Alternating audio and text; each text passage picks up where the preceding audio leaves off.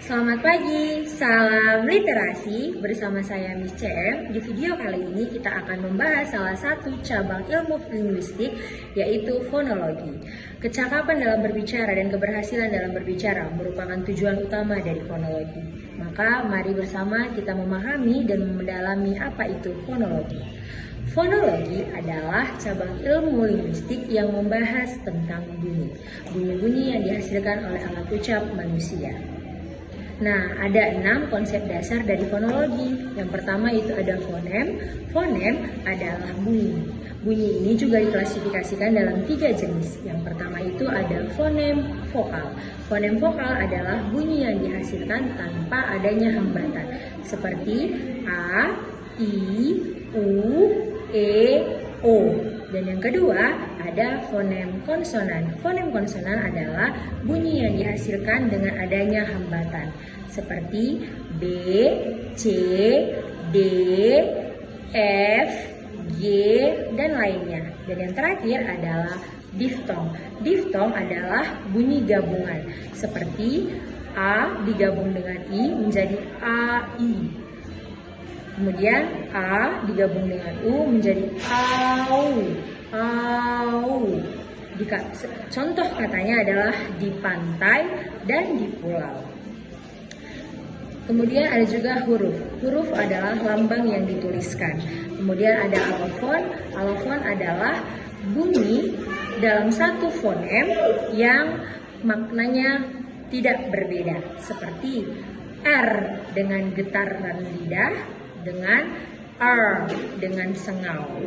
Kemudian ada juga fonem minimal. Fonem minimal adalah sepasang kata yang hanya satu fonem yang berbeda namun berbeda juga maknanya. Contohnya pada kata tari dan lari, itu sepasang kata itu hanya berbeda di fonem awal atau huruf awal, yaitu huruf T dan huruf L. Sekarang kita masuk kepada jenis-jenis dari fonologi. Jenis-jenis dari fonologi ini itu ada 2. Yang pertama itu adalah fonetik. Fonetik adalah cabang ilmu fonologi yang berfokus pada bagaimana bunyi itu dihasilkan atau dibentuk oleh alat ucap manusia. Nah, seperti gambar yang sudah tertera, sama-sama bisa kita melihat Bapak Ibu Guru. Di gambar ini, yang pertama itu ada gambar pertama yang disebut dengan fonetik auditoris. Fonetik auditoris ini merupakan penutur, di mana dia yang mengeluarkan bunyi, yang menghasilkan bunyi. Kemudian disambung dengan fonetik akustik, di mana fonetik akustik ini adalah gelombang bunyi yang dikeluarkan oleh si penutur. Dan yang terakhir di gambar yang ketiga itu, yang nomor 3 adalah fonetik auditoris. Fonetik auditoris ini adalah bagaimana si pendengar atau lawan bicara kita menangkap bunyi yang telah kita sampaikan. Nah, sekarang kita masuk pada proses fonologis. Proses fonologis ini terbagi menjadi 6 bagian. Yang pertama itu ada asimilasi. Asimilasi adalah perubahan bunyi. Seperti kata pada memakai. Memakai itu kan kalau dituliskan dia kan awalan me tambah kata dasar pakai. Tapi kalau dibunyikan dia menjadi memakai. Sama juga contoh lainnya seperti kata memengaruhi. Kalau dituliskan kan me tambah pengaruh dan diakhiri dengan i, maka tapi dibacanya bunyinya memengaruhi.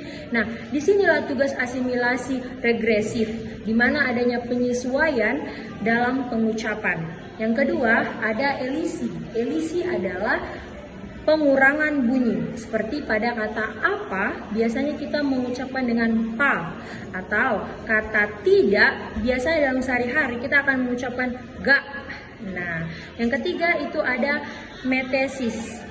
Metatesis, ya, maaf ya Bapak Ibu, metatesis. Metatesis ini adalah pertukaran bunyi. Ya, metatesis adalah pertukaran bunyi. Nah, biasanya ini akan terjadi, contohnya dalam kehidupan sehari-hari adalah di ruangan terbuka. Ya, sering sekali kalau kata kerja, kita sering mendengarnya itu jadi kejar, apa? Kejar. Nah, itulah metatesis.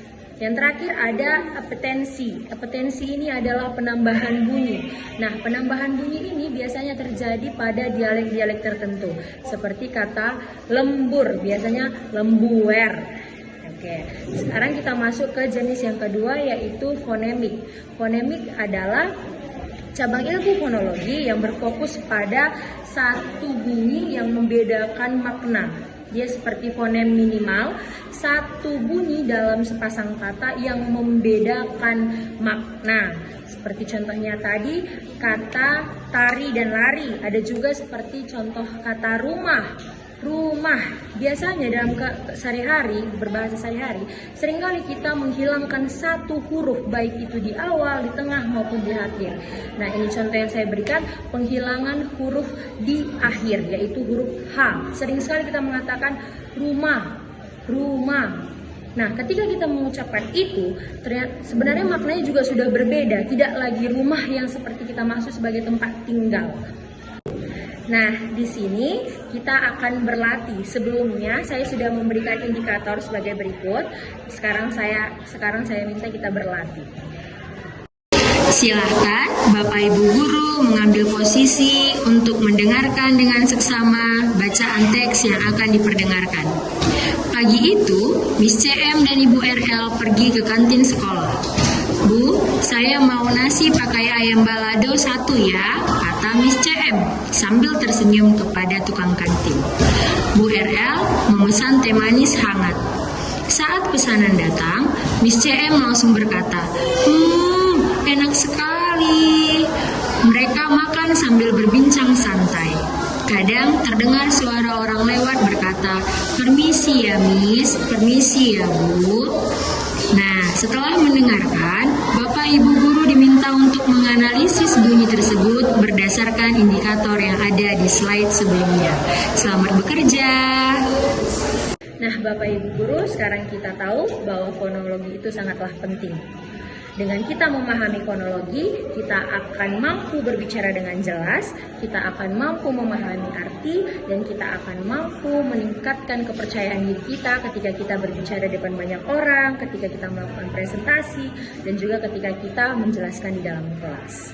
Sampai di sini dulu ya video kita kali ini. Jangan lupa dicatat untuk poin-poin pentingnya, dan untuk latihannya boleh dikirim secara pribadi kepada Miss CM. Sampai jumpa.